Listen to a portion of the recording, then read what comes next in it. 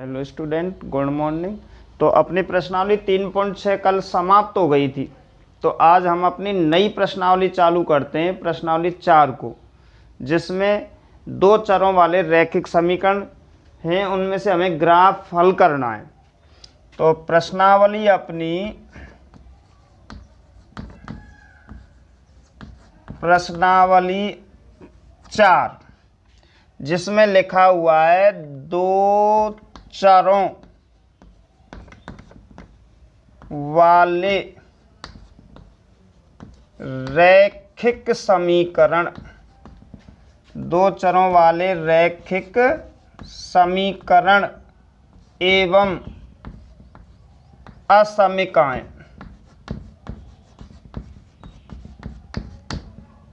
ये अपनी प्रश्नावली है, दो चरों वाले रैखिक समीकरण एवं असमीकाएं। ये बोर्ड एग्जाम में 6 अंक की आती है, बहुत अधिक नंबर हैं। बोर्ड पेपर में जो प्रश्नावली आती है वो 6 नंबर की आती है, और 6 नंबर बहुत बड़े होते हैं। और ये भी बता दूं, ये बोर्ड पेपर में 26वां क्वेश्चन आता है, 26वां प्रश्न बोर्ड एग्जाम में।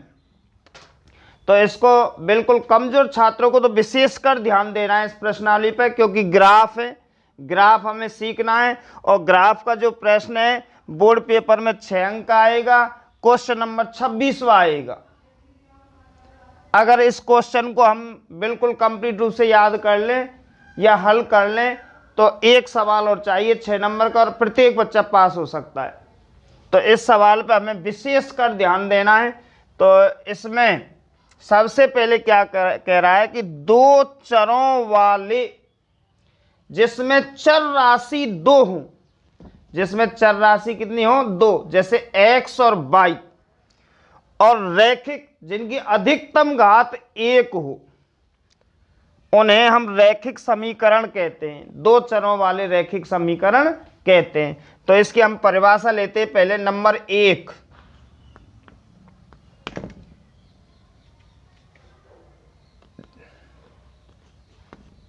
दो चरों वाले रैखिक समीकरण, दो चरों वाले रैखिक समीकरण, जिन समीकरणों की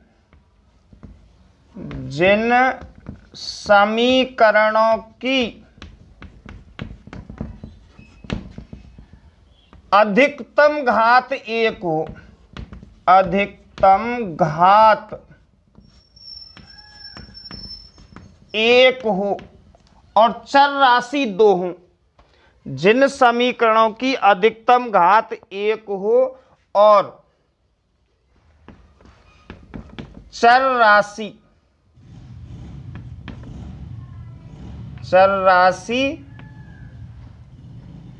2 हो,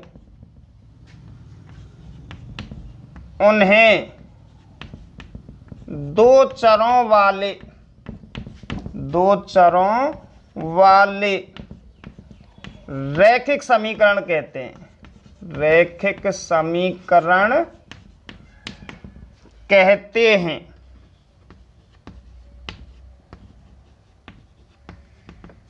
यहां पे जैसे लेते हैं, जैसे उदाहरण के तौर पर हम लेते हैं, जैसे हमें यहां पे ले लिया 2x + 3y = 6, और इसी के नीचे ले लेते हैं 3x - 5y = 4। तो इस तरीका से अपने पास में दो चरों वाले रैखिक समीकरण आएंगे। तो अधिकतम घात 1 है, क्योंकि x की घात 1 है, y की घात भी 1 है, तो अधिकतम घात 1 है, लेकिन चर राशि उसमें 2 है। कैसे? ये x चर अलग हो गया और y चर अलग हो गया, तो यानी चर राशि उसमें 2 है। तो ऐसे समीकरण जिनकी अधिकतम घात 1 हो, चर राशि 2 हो, उन्हें हम दो चरों वाले रैखिक समीकरण कहते हैं।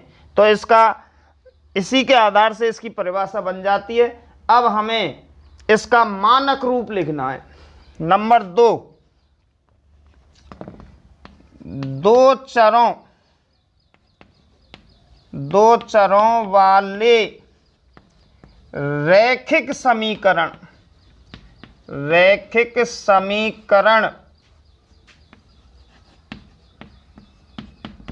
का मानक रूप। तो यहाँ पे ax plus by plus c बराबर 0, यानी कि a1x b1y c1 बराबर 0। और उसके नीचे दूसरा है a2x plus b2y plus c2 बराबर 0। तो दो चरों वाले रैखिक समीकरण का मानक रूप है, यानी इस रूप में सवाल आएगा बोर्ड एग्जाम में। यहाँ पे अंक आएंगे इस जगह पे a1 a2 b1 b2 c1 c2 की जगह पे, यानी कहने का मतलब इस तरीका से। और वो हमें ग्राफ पेपर पर हल करना है, और हल करने के बाद में आपको 6 नंबर मिलेंगे। और ये 6 नंबर का जो क्वेश्चन आता है, बार बार बताता हूँ, बोर्ड एग्जाम में 26वां क्वेश्चन आएगा, जहां से प्रश्न नंबर 6 स्टार्ट होंगे खंड द में। वह पहला जो क्वेश्चन होगा वो 6 नंबर का 26वां क्वेश्चन ग्राफ का होगा। तो विशेषकर प्रत्येक बच्चा ध्यान रखना है इस पे, 6 नंबर हमारे चले नहीं जाएं। तो इसलिए यहाँ पर ये क्या काम आता है, ये भी हमें सोचना है कि a1x b1y c1 बराबर 0, यानी यहाँ पे हमें a1 a2 b1 b2 c1 c2 के मान चाहिए, जो मैंने प्रश्नावली 3 में समझाए थे उसी तरीका से, यानी x का गुणांक, y का गुणांक, c का गुणांक, यानी c अचर पद होगा इस जगह पे। तो इस तरीका से हमें दो चरों वाले रैखिक समीकरण का क्या है, ये मानक रूप है। अब इसमें प्रकृति और आती है, इसकी भी 3 प्रकार की प्रकृति होती है। नंबर 3, दो चरों वाले रैखिक समीकरण के हल एवं प्रकृति, जिसको प्रकृति भी कह सकते हैं, प्रकृति। तो ये भी 3 प्रकार की होती है, जैसे प्रश्नावली 3 में हुआ करती थी, इसी तरीका से ये भी दो चरों वाले रैखिक समीकरण की प्रकृति एवं हल 3 प्रकार के होते हैं। नंबर 1 ध्यान रखना है, a1 बटे a2 बराबर b1 बटे b2 बराबर c1 बटे c2। यदि ये तीनों पक्ष बराबर आ जाएं, a1 बटे a2 बराबर b1 बटे b2 बराबर c1 बटे c2, यदि ये तीनों पक्ष कैसे आ जाएं, बराबर आ जाएं, तो यहां पे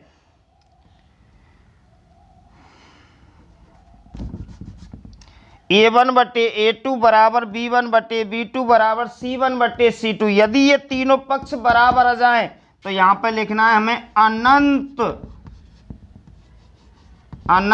हल, संगत हल, अनंत हल, संगत हल। और ग्राफ पर समपाती रेखाएं,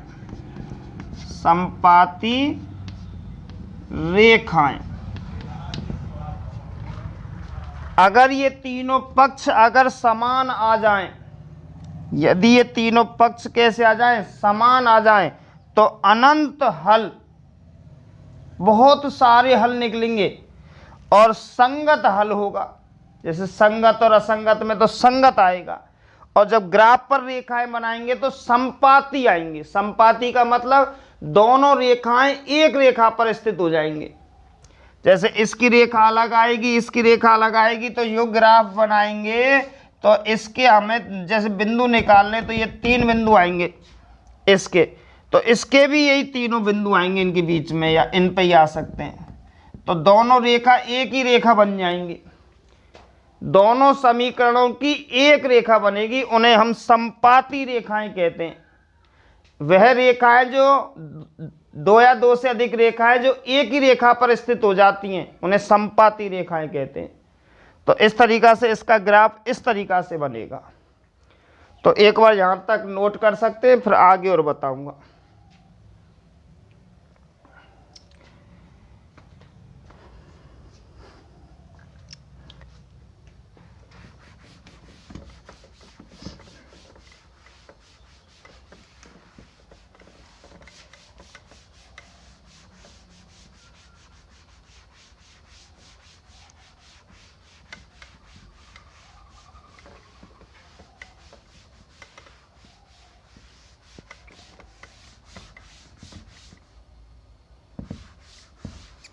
तो अब इसका दूसरा चलता है, इसी का अब दूसरा चलता है, ऊपर ले लेते हैं यहां पे दूसरा।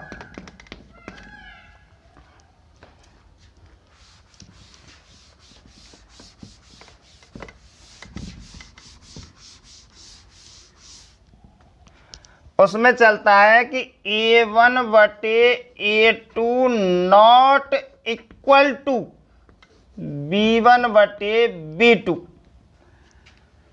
A1 बटे A2 not equal to V1 बटे V2। इसमें अद्वितीय हल आएगा, अद्वितीय हल। अद्वितीय हल का मतलब होता है संसार में ऐसी कोई वस्तु जो हमेशा संसार में एक हो, जैसे अपना ताजमहल, अब वो अद्वितीय है, जिसमें अजूबों में माना जाता है। तो इसका केवल अद्वितीय हल होगा, मतलब एक हल होगा। और ये भी जब हल होगा, हल निकलेगा, तो इसको भी क्या बोलते हैं, संगत हल। और ग्राफ पर प्रतिच्छेदी रेखाएं, प्रतिच्छेदी रेखाएं, ये बोर्ड में 100% यही सवाल आता है, जो आपस में रेखाएं क्रॉस करती हैं, जिसमें एक्स वाई का हल निकलता है। तो A1 बटे A2 not equal to V1 बटे V2, यानी इस स्थिति में अगर सवाल आता है तो अद्वितीय हल, हल है यानी कि एक है हल उसमें, तो जब हल निकलता है तो उसको संगत बोलते हैं, जिसका हल नहीं निकलता है उसको असंगत बोलते हैं। तो ग्राफ पर अगर रेखाएं खींचेंगे, ग्राफ बनाएंगे, तो वे एक दूसरे को क्या करेंगे, प्रतिच्छेद। जैसे इस तरीका से अपने ग्राफ बनाएंगे, एक रेखा इधर से आएगी एक समीकरण की, दूसरे समीकरण की रेखा इस तरीका से इधर आएगी, तो इस जगह पे भी एक दूसरे को क्या करेंगे, क्रॉस। जो क्रॉस बिंदु होगा वही यहाँ पे P का मान होगा, और P का मान लिख देंगे कि X पे कितना चलता है और Y पे कितना चलता है। तो इस तरीका से इसका ये बनेगा। अब लास्ट एक और हल है उसका प्रकृति, जो भी बोलते हैं, नंबर 3 चलती है उसमें कि A1 बटे A2 बराबर V1 बटे V2 नॉट इक्वल टू, यानी कि बराबर नहीं है, C1 बटे C2। अगर इस स्थिति में सवाल आ जाए तो यहाँ पे लिखेंगे कोई हल नहीं, कोई हल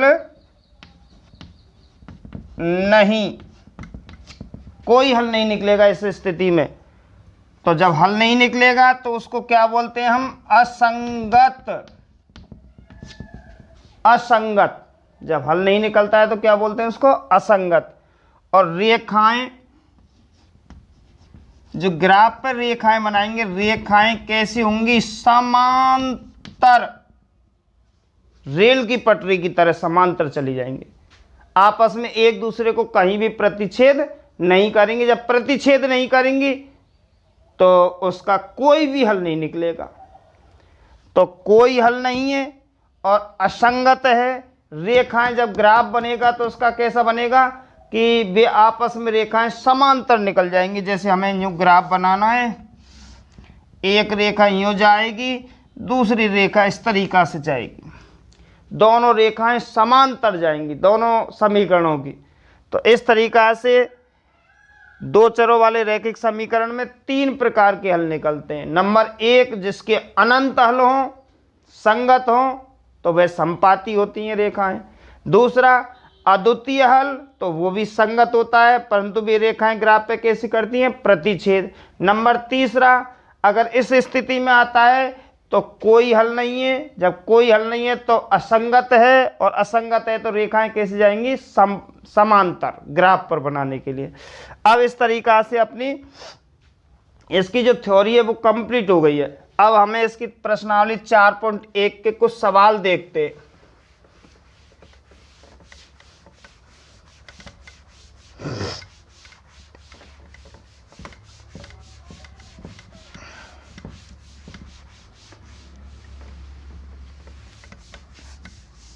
तो अब प्रश्नावली अपनी 4.1, इसमें कुछ सवाल दे रखे हैं जो हमें जो लास्ट का बताया था उसी पर आधारित है कि समीकरण संगत है या असंगत। तो पहले अब देखते, स्टार्ट करते हैं उसमें। तो यहाँ पे पहला सवाल दे रखा है, निम्न समीकरणों के हल संगत हैं या असंगत हल ज्ञात कीजिए। तो पहले सवाल में कुछ कुछ मतलब समीकरण दे रखे हैं। उन समीकरणों की सहायता से हमें यह बताना है कि उनमें से कौन कौन से संगत हैं और कौन कौन से असंगत। तो अब हम एक सवाल लेते हैं इसका।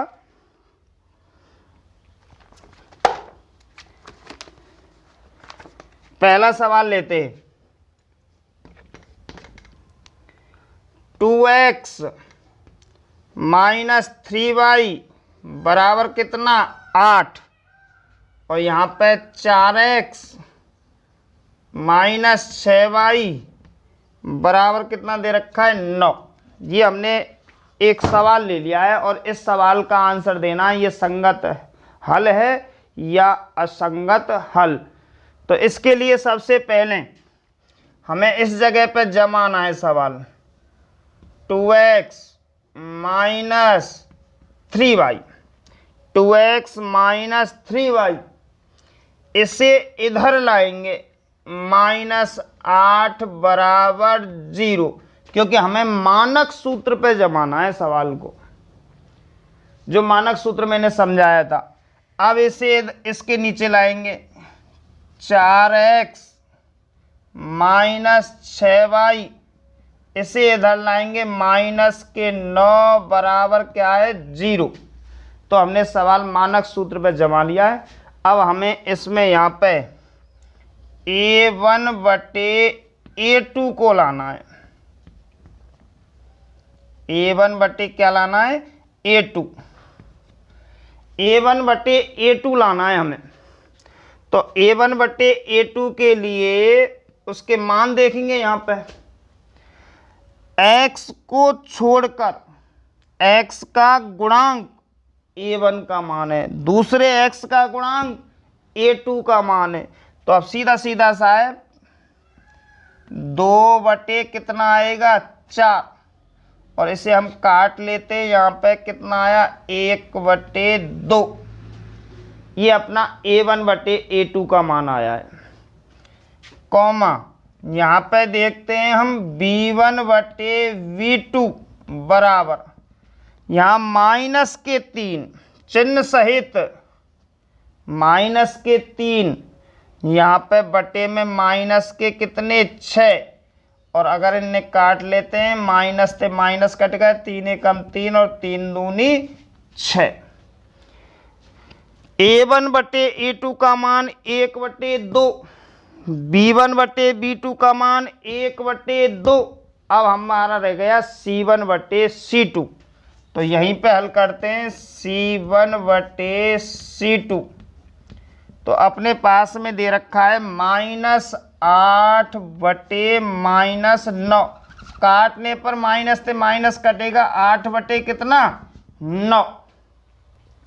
तो अब हम अपनी स्थिति को देखते हैं कि A1/A2 1/2 है, B1/B2 1/2 है, परंतु C1/C2 8/9 है। तो कहने का मतलब है कि ये दोनों बराबर हैं, अगले दोनों बराबर हैं, नंबर तीसरा बराबर नहीं है। तो अपनी जो मैंने लिखाए थे हल वो कौन से हल पे आ गया, तो इसलिए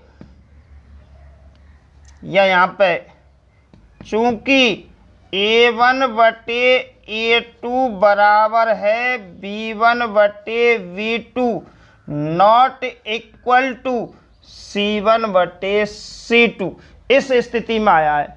अब एक बार हम पुनः वापस जो हमने वो सवाल बताए थे उस तरीका से उस पर देखते हैं। तो ये तीसरे नंबर का आया है कि जिसमें क्या है, समीकरण का हल असंगत है। कैसा है, असंगत है। तो इस तरीका से अपने पहले सवाल में कुछ सवाल दे रखे हैं, वो हमें इसी तरीका से सवाल हल करने। हाँ तो बच्चों अब अगला सवाल देखते हैं अपना।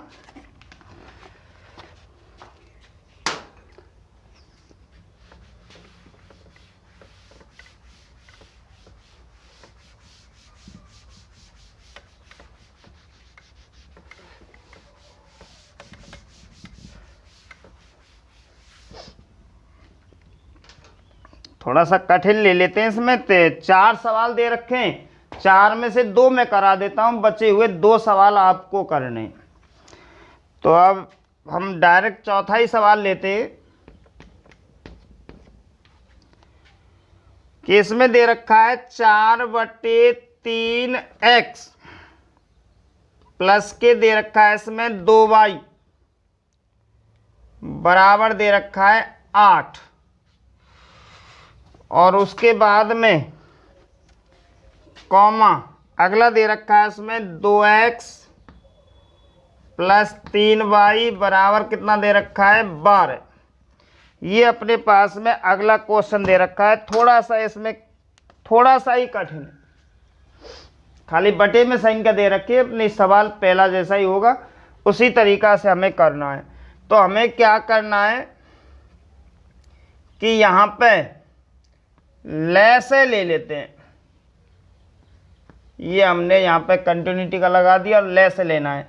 इसके नीचे 1 मानना है, इसके नीचे 1 मानना है, तो 3 इसका लेस है। 3 का भाग इसमें देंगे, एक बार 1 का गुणा इससे करेंगे तो 4x प्लस 1 का भाग 3 में देंगे, 3 का गुणा 2 से करेंगे।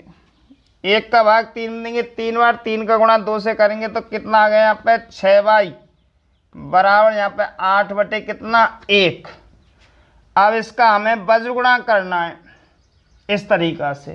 तो 1 का गुणा इनसे करेंगे, 4x प्लस 6y आएगा बराबर 8 कितना आ गया 24, और ये अपने पास में दे रखा है 2x प्लस 3y बराबर कितना 12। तो अपने पास में दोनों समीकरण पहले जैसे बन गए थे जैसे हमने पहला सवाल हल किया था। अब इसमें इसको ऊपर रख दो या इसे ऊपर रख दो, इसे नीचे रख दो या इसे नीचे रख दो, कोई फर्क नहीं पड़ता है। तो जो तुम्हारी मर्जी है उसको हम ऊपर नीचे रख सकते हैं, वो तो उसी तरीका से A1/A2 बन जाएंगे। जैसे अब क्या हम इसे ऊपर रखते हैं तो कितना है यहाँ पे 2x प्लस कितना है उसमें 3y, 12 को इधर लाएंगे माइनस के कितना 12 बराबर क्या हुआ 0। अब इसे नीचे ले जाते तो यहाँ पे कितना है 4x प्लस कितना 6y, और 24 को इधर लाते माइनस के 24 बराबर क्या है 0। तो इस तरीका से अपने पास में ये मानक श्रेणी में जम गए। कौन सी श्रेणी में? मानक श्रेणी में। अब हमें इसमें से मान निकालने, तो वही जो क्रिया चल रही है अपनी A1 बटे A2 निकालना है, A1 बटे A2 ज्ञात करना है। तो इसमें A1 का मान 2 बटे इसमें A2 का मान 4, अगर काटेंगे तो 2 1 कम 2 और 2 दूनी 4, 1 बटे 2 आ गया। इसमें देखते हैं V1 बटे V2 बराबर, इधर 3 ऊपर, नीचे कितना 6, काटेंगे तो कितना 1 बटे 2 आ गया। अब आगे देखते हैं C1 बटे C2, C1 बटे C2, तो इधर माइनस के कितने 12 और नीचे कितने माइनस के 24, माइनस से माइनस कट गो, 12 1 कम 12, 12 दूना 24, तो इसका मान भी कितना आ गया 1 बटे 2।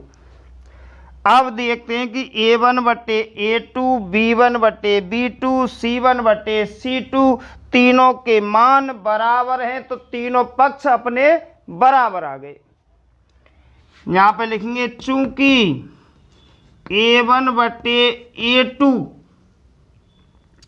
बराबर है B1 बटे V2 बराबर है C1 बटे C2, यानी कि तीनों पक्ष अगर हमारे बराबर आ गए तो ये पहले नंबर की स्थिति है। अतः समीकरण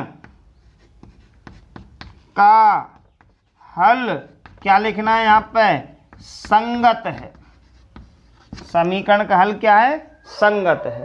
तो एक बार और अगर कहीं भी दिक्कत आई हो तो, कहीं वैसे नहीं है, वैसे इसमें देखना है हमें क्या लेना है, लैसे लेना है। 3 इसके नीचे 1 और इसके नीचे 1, 3 लैसे ले लिया, 3 का भाग इसमें देंगे 1, 1 का गुणा 4 से करेंगे 4x, प्लस 1 का भाग इसमें देंगे 3, 3 का गुणा इससे करेंगे 6y बराबर 8 बटे 1 है। ये क्या करना है हमें?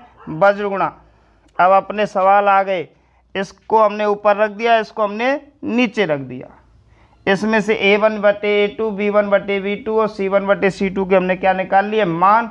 तो इस तरीका से अपना जो पहले सवाल है, पहले सवाल में इस तरीका से 4 सवाल हैं और चारों इसी तरीका से होंगे, जिसमें 2 हल मैंने बता दिए।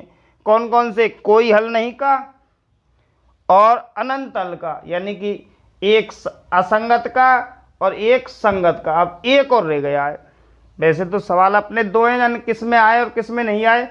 तो इस तरीका से हमें वे बचे हुए शेष दोनों सवाल करने, एक बार इसे नोट कर लो।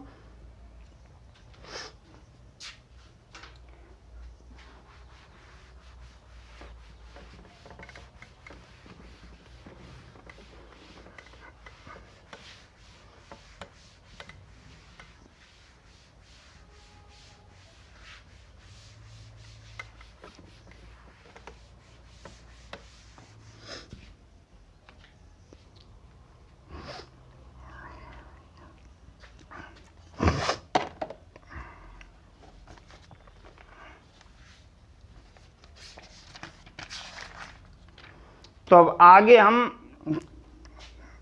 अगला सवाल लेते हैं, क्वेश्चन नंबर 2। उस क्वेश्चन नंबर 2 में भी सबसे पहले ये पूछ रहा है कि कौन कौन से समीकरण संगत हैं या असंगत हैं, और उसका हमें ग्राफ्य विधि से क्या करना है, हल भी करना है। कौन कौन से समीकरण संगत है या असंगत, और उसे भी हमें किससे करना है, ग्राफ्य विधि से क्या करना है, उसको हल करना है। तो अब हम पहला सवाल ले लेते हैं, 2 का पहला, जिसमें सवाल दे रखा है अपने पास में x प्लस 3y बराबर 3, और दूसरा सवाल और दे रखा है 3x माइनस 3y बराबर कितना दे रखा है उसमें 4। 3x माइनस 3y बराबर कितना दे रखा है उसमें 4। तो x प्लस y बराबर 3 और 3x माइनस 2y बराबर कितना है 4। तो इस तरीक़ा से अपना ये पहला सवाल दे रखा है। तो इस पहले सवाल में हमें सबसे पहले ये बताना है कि ये संगत है या असंगत, और उसके बाद में हमें इसे ग्राफ्य विधि से हल करना है, जो बोर्ड एग्जाम में 6 नंबर का आता है। इस तरीक़ा से सवाल। तो सबसे पहले इसे उसी स्थिति में रखना है। यहाँ पे x प्लस वाई, इसे इधर लाएंगे -3 बराबर क्या है 0। अब इसे इसके नीचे लाओ, 3x माइनस 2y माइनस 4 बराबर क्या है 0। ये हमने सबसे पहले मान जमा दिए। अब इसमें हमें वही यहाँ पे a1 बटे a2 का मान ढूंढना है। तो यहाँ पे कोई संख्या नहीं है तो कितनी मानी जाएगी 1 बटे कितना 3 कॉमा। अब अगली इसमें यहाँ पे कितना है b1 का मान और यहाँ पे b2 का मान। यहाँ पे कोई संख्या नहीं है तो कितनी मानी जाएगी 1 बटे यहाँ पे कितनी है -2। ये अपना b1 बटे b2 का मान है। अब हम देखते हैं कि ये 1 बटे 3 है और ये 1 बटे -2 है। तो हमें अब तीसरे की आवश्यकता ही नहीं है। अगर ये दोनों बराबर आए तब हमें तीसरा देखना पड़ता है कि बराबर है या बराबर नहीं। पर ये दोनों ही पहले से a1 बटे a2 बराबर नहीं है, b1 बटे b2 की स्थिति में आ गया है। तो यहाँ पे लिखना है चूंकि a1 बटे a2 बराबर नहीं है b1 बटे b2, तो यहाँ पे लिखना है अतः समीकरण का हल क्या है संगत है। संगत में आ गया, समीकरण का हल क्या है संगत है। तो अब हमें इसका क्या बनाना है ग्राफ बनाना है। क्या बनाना है इसका ग्राफ। तो अब इसका हमें क्या बनाना है ग्राफ बनाना है। तो ग्राफ बनाने के लिए सबसे पहले हमें दोबारा से समीकरण उतारने पड़ेंगे।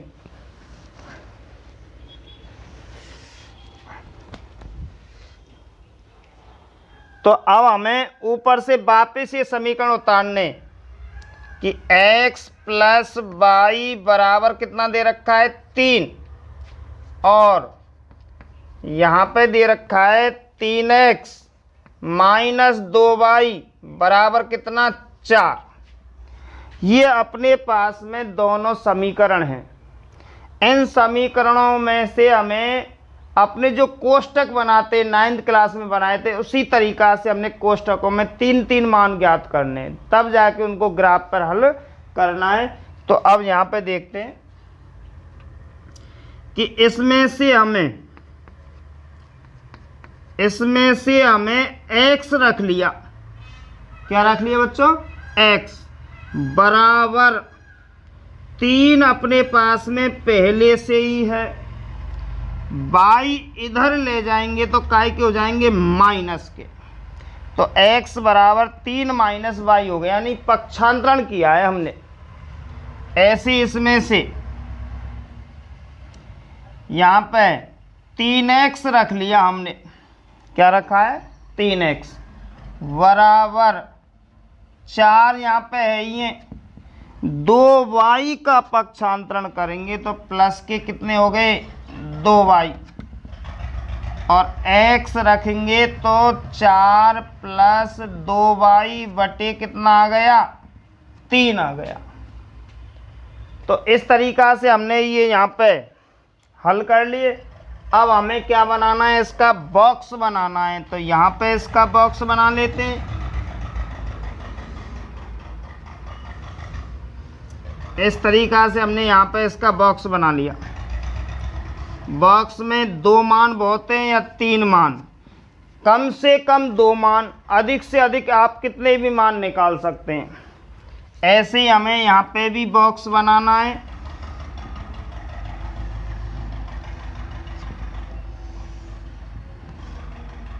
ये हमने इस तरीक़ा से इनके बॉक्स बना लिए।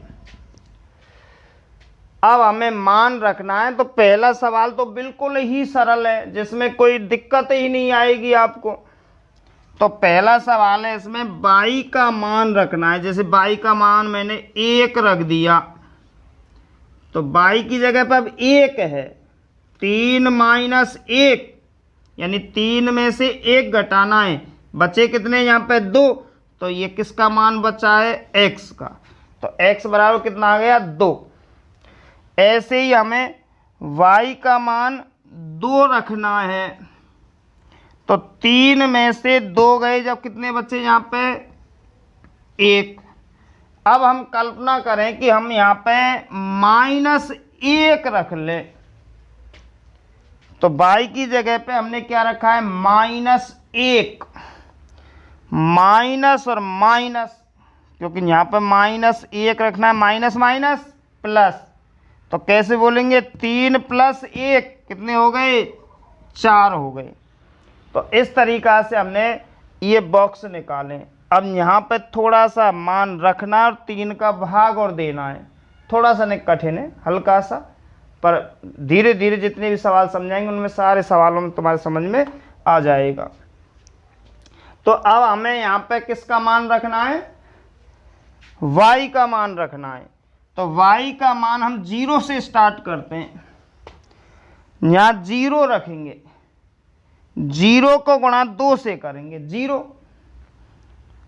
0 अगर 4 में जोड़ेंगे, 4 की 4, केवल किसका भाग देना है, 3 का। तो 4 में 3 का भाग नहीं जाएगा, तो हम नहीं रखेंगे। अब हमें यहाँ पे y का मान 1 रखना है। 1 का गुणा 2 से करेंगे, 1 का गुणा 2 से करेंगे, 2 1 कम 2, 2 और प्लस के कितने यहाँ पे 4, यानी 4 + के 2 यानी कितने हुए, 6, और 6 में 3 का भाग देंगे तो 2 बार। तो y का मान कितना रखा हमने, 1। y का मान कितना रखा, 1। 2 1 कम 2 और 4 6, 6 में 3 का भाग देंगे तो कितना आ गया, 2। ऐसे ही आगे मान रखना है, y का मान 2 रखना है। 2 दूनी 4, 4 और 4 8, 8 में 3 का भाग नहीं जाएगा, तो नहीं रखना है। अब यहाँ पे 3 रख लेते हैं। 3 दूनी 6, 6 और 4 10, 10 में 3 का भाग नहीं जाएगा, तो नहीं रखेंगे। अब यहाँ पे हम 4 रख लें। 4 दूनी 8, 4 दूनी 8, और 8 और 4 12, 12 में 3 का भाग जा रहा है 4 बार। कितनी बार, 4 बार। कितना रखा था यहाँ पे, 4। 4 दूनी 8 और 4 12, 12 में 3 को भाग देंगे जब 4, तो 4 4 आ गए। अब हम यहाँ पे -1 रखते हैं। जैसे -1 रखेंगे, 2 1 कम 2, माइनस के 2, 4 में थे माइनस के 2 गए, जब 2 बचे, 2 में भाग 3 का नहीं जा रहा है। अब हम यहाँ -2 रख लें, जाएगा। -2 का यानी +2 का -2 से गुणा करें तो माइनस के 4, और 4 में से 4 गए, जब 0 और 0 में कछुए को भाग दे ले तो क्या आएगा, 0। इस तरीका से हमें यहाँ पे केवल कितने मान निकालने, कम से कम 2 और अधिक से अधिक कितने भी ज्ञात कर सकते हैं। कम से कम कितने, 2 और अधिक से अधिक कितने भी मान ज्ञात कर सकते, 3 4 5 6 जितने भी मान, पर कम से कम 2 होने चाहिए। 2 से भी ग्राफ बन जाता है। तो इस तरीका से अपना यहाँ तक ये सवाल कंप्लीट है। एक बार बच्चों आप यहाँ तक नोट कर सकते हैं सवाल को, फिर मैं क्योंकि आगे बढ़ाना है। तो अब आगे बढ़ाने के लिए हमें यहाँ पे इनका आंसर देखना है। ये पहला समीकरण है और ये दूसरा समीकरण है। आपस में ऐसी संख्या ढूंढनी है, अगर कहे तो इनमें मिलेगी, नहीं तो अन्यथा ग्राफ में मिलेगी। पर हम देख लेते हैं पहले इनमें। अब चलो तो यहाँ पे लिखना है, अतः रेखाएं,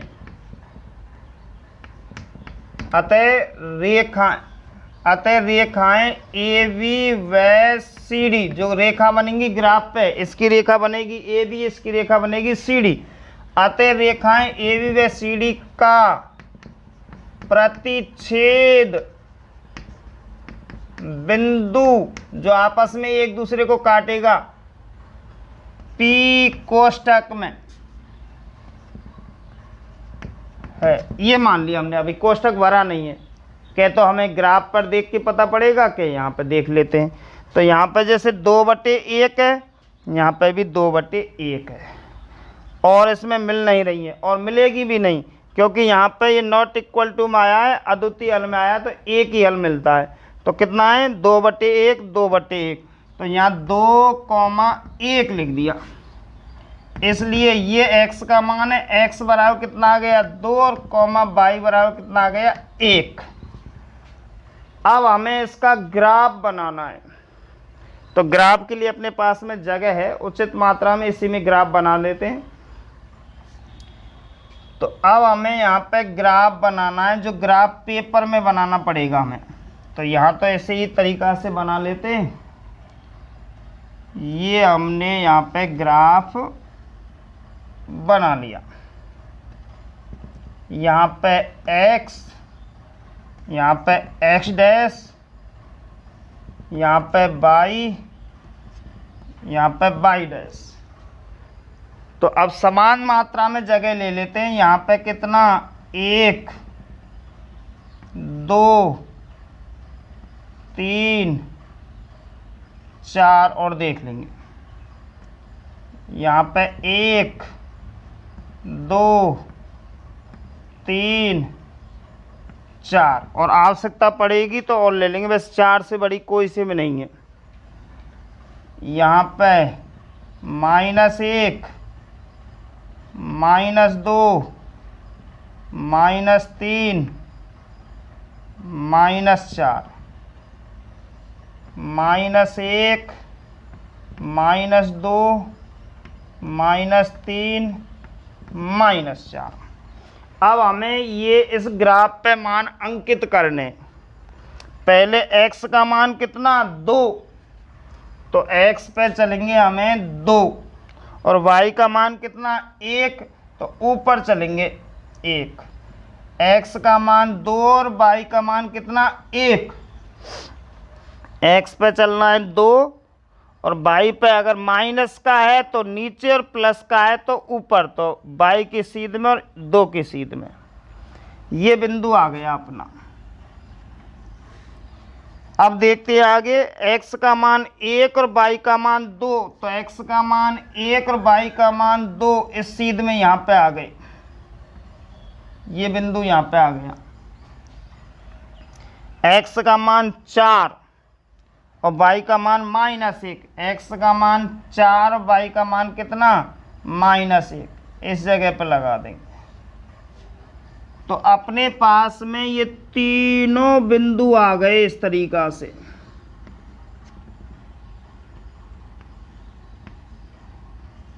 इस रेखा का नाम हमने AB रख दिया।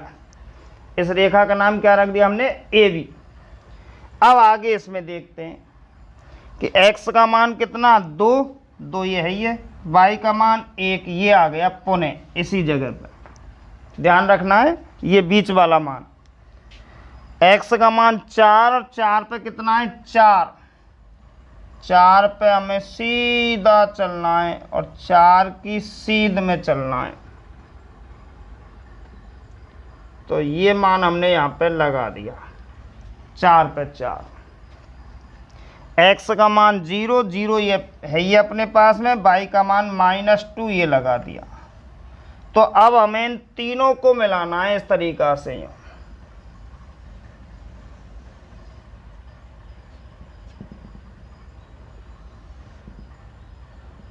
ये अपना यहाँ पे क्या हो गया CD। तो AB रेखा और CD रेखा आपस में जिस बिंदु पर प्रतिच्छेद करते हैं उस बिंदु को हम क्या बोलते हैं P। और P का मान कितना है, x का मान 2 और y का मान 1, 2 कितना 1। ये अपना आंसर है इस जगह पे। अब हमें क्या करना है इसमें कि अपने समीकरणों के नाम लिखने, कि यहाँ पे लिख देते हैं हम x प्लस वाई बराबर, ये तो 3 का था और ये 3x minus 2y, 3x minus 2y बराबर कितना था, माइनस बराबर कितना था 4। ये इसका है अपना, ये आपस में समीकरण है। अब इतना ग्राफ बनाने के बाद में एक चीज़ और रह जाती है, माना पैमाना। तो यहाँ पे माना पैमाना एक बड़ा खाना, मतलब एक खाना बड़ा, उसमें हमने 1 अंक लिया है। तो माना पैमाना एक बड़ा खाना बराबर 1 इकाई मान लेते हैं। तो इस तरीक़ा से अपना 6 नंबर का जो ग्राफ है वो कंप्लीट है। तो एक बार पुनः इसको नोट कर सकते, और इसी तरीक़ा से हमें ये प्रश्नावली 4.1 पूरी करनी है, जिसमें 6 नंबर का बोर्ड एग्जाम में प्रश्न आएगा। ये ध्यान रखना है, विशेषकर ये 6 नंबर अत्यंत महत्वपूर्ण है, कमज़ोर छात्रों के लिए विशेषकर महत्वपूर्ण है। तो अभी मैंने एक सवाल बताया है, तो हम आगे कल और सवाल स्टार्ट करेंगे, इसी तरीक़ा से करेंगे प्रजेश में। ठीक है तो बच्चों।